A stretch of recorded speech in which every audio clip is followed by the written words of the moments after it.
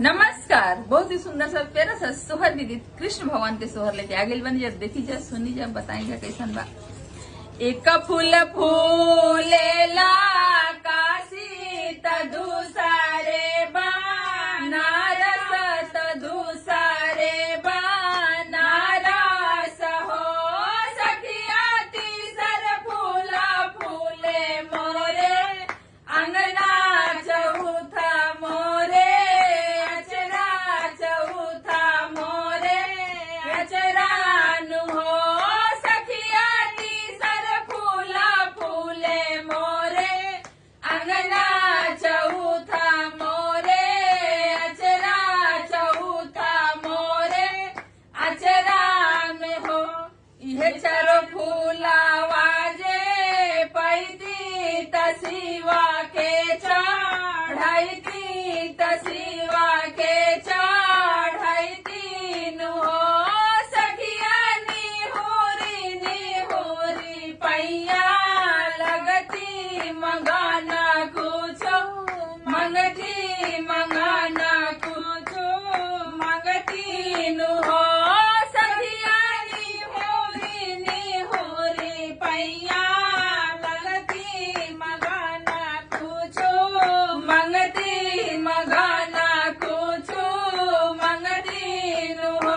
दूधवत मांगती लालन भार पूता वाता खुद भार पूता वातो खुद भार हो सखिया मांगती में सिरा के से नुरवा जनमाए हवाते जनमाए हवादान हो सखिया मांगती में सिरा के से नुरवा जनमाए हवाता जनमाए हवादान हो। केहू के देले प्रभु दूध भात केहू के सग भात केहू के सग भात हो प्रभु केहू के राखे उपवासा भोजनावे के आशा भोजनावे के आसान हो प्रभु केहू के राखे उपवासा भोजनावे के आशा भोजनावे के आसान हो। केहू के दीना प्रभु दुई लाल केहू के चार लाल केहू के चार लाल हो प्रभु केहू के देले तारा साई तय काहू लालन बीन काहू लालन बीन हो प्रभु केहू के देले तारा साई तय काहू लालन बीन काहू लालन बीन हो।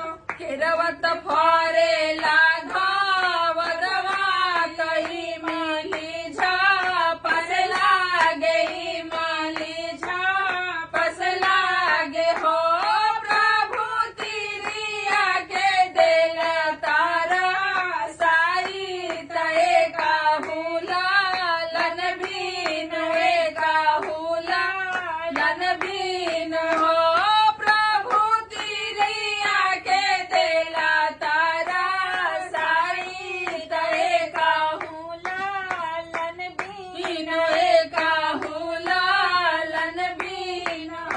गोकुल में मारली गोकुल में मरली तिरिया गैया अयोध्या में बाभन अयोध्या में बाभन हो तिरिया भयन के देली तारा साई हेरे गति होई है हेरे गति होई है नु हो तिरिया भयन के देली तारा साई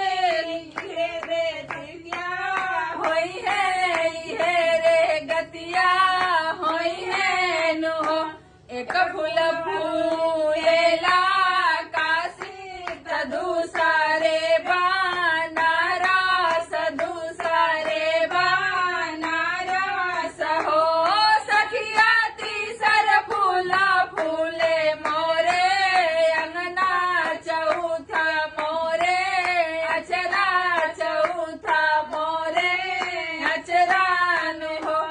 धन्यवाद। गाना कैसन लागल?